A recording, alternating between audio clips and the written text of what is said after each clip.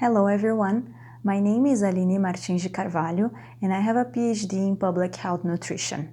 Currently, I'm a postdoc at the School of Public Health at the University of Michigan, and I'm passionate about promoting sustainable diets for everyone. And this passion began when I was in my master's in São Paulo, Brazil, and I realized high levels of meat consumption could be harmful for people's health, increasing their risk for cancer and cardiovascular disease, and also could be harmful for the environment. It is responsible for the largest impact on global warming than anything else in our diet. And while I was studying in a publicly funded university in Brazil, I felt it was my duty to spread this information and empower people about how to have a diet that actually could be good for their health and for the environment. So I've been doing that ever since. And I'm motivated to study sustainable diets more and more because it is estimated that if we still produce and eat food the way that we do today, in 2050 there won't be natural resources to feed the entire population on Earth. So this is big, right? And we need to do something right now to change that. So today I'm going to talk what sustainable diet is and how to have one. Sustainable diet is a complex concept that combines two terms, food and sustainability. Let's begin with sustainability. According to the United Nations, sustainable development entails meeting the needs of the present without compromising the ability of future generations to meet their own needs. And this means the rational use of natural resources so our children and grandchildren will have these resources to live well. And this is very complex considering the way that we live today, way we produce and eat food, right? So thinking about that, the United Nations in 2015 defined 17 objectives for Sustainable Development Goals to transform our world.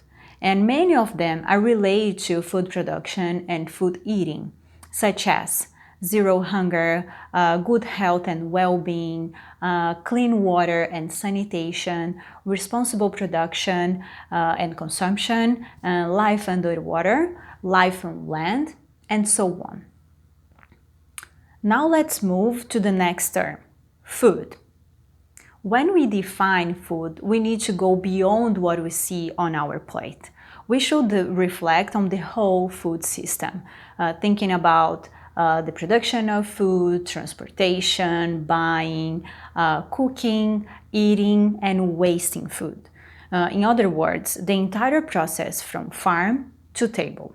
Putting both terms, food and sustainability, together, we have a bigger problem to solve. So to have a sustainable diet, we should have a diet that has a good impact on people's health, decreasing the risk for diseases, and also using less natural resources, such as water, land, while reducing greenhouse gas emissions. And moreover, this kind of diet should be tasty, cultural, and affordable. So this looks hard, right? Especially when we think in our current food system, right? According to the latest research, to reach sustainable development goals and sustainable diets, we need to have a real change in how we eat and how we produce food. We know our population is getting sicker and sicker. Nowadays, more than 55% of Brazilians are overweight, and more than 380,000 die every year of cardiovascular disease. We also know what we eat is responsible for 20% of deaths from chronic diseases in Brazil.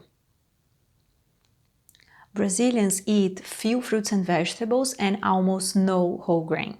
On the other hand, Brazilians eat large amounts of added sugar, particularly in fruit juices, soda, and coffee, and high amounts of saturated fat, especially from meat.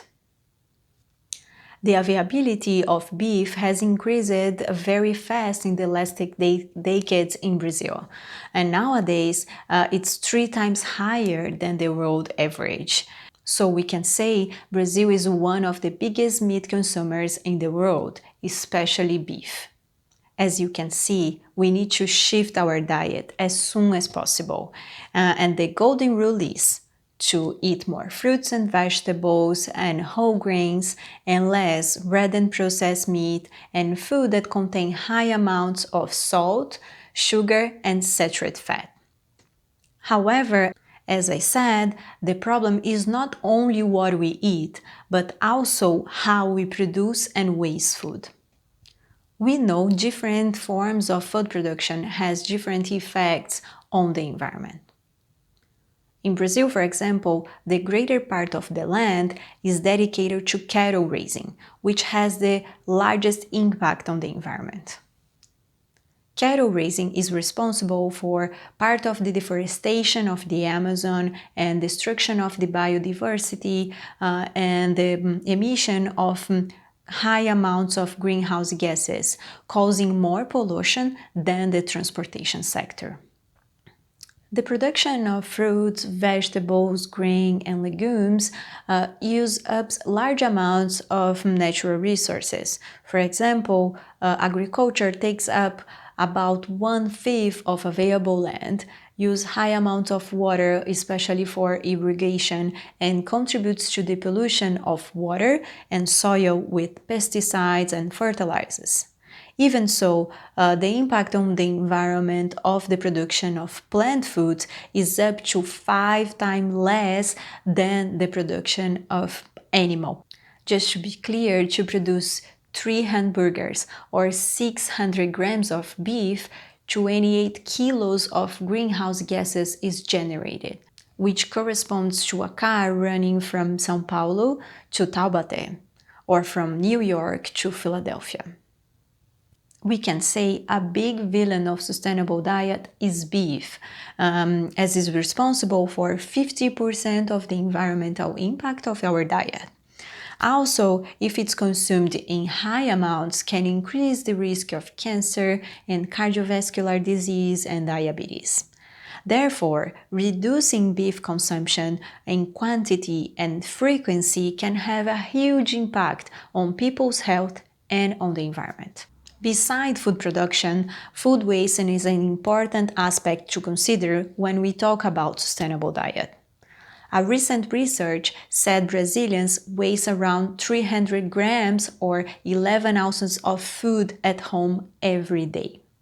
The most common wasted food are rice, beans, beef, and chicken, which already use large amounts of natural resources and could feed other people instead of going into the garbage. According to the Food and Agriculture Organization, in Latin America, food waste takes place mainly in production and in the preparation of food in the home. Although some institutions and companies are working to mitigate that, individuals can also take action to mitigate that. Having a sustainable food system is not an issue that we consumers can solve alone. We need actions from all stakeholders to do it. According to the Eat Lancet Commission, we need to reduce the food waste by half, reduce the use of fertilizers, reduce the emission of greenhouse gases related to food production, and optimize the use of water and land in food production. These actions cannot be made by one single person. We need institutions, companies, governments working together. But it's important to keep in mind that you, me, everybody as individuals can act to address this issue.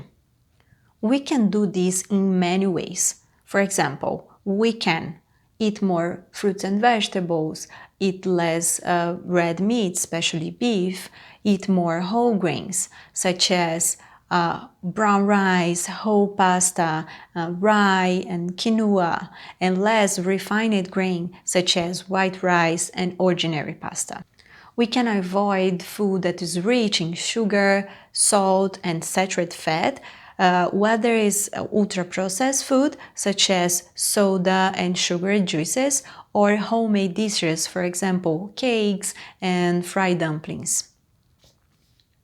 We can sort the garbage, the recyclable, compostable, and ordinary garbage, and dispose of it properly. We can ask for small portions when we are eating out or take home the leftovers. We can avoid food waste using peelings and seeds to make soups and sauce. We can plan our purchase to buy only what is necessary. And we can try to buy seasonal, which will be tastier and cheaper. Developing a sustainable diet is a complex and big problem, but we are part of the solution. So let's start today and make a difference. Choose one action that you can do today and do it, and let me know in the comments how it goes. If you like this video and want to know more about sustainable diet, you can find in the description of this video a link with a report on sustainable diets to know more about that and find other information. I hope you enjoyed this talk. See you!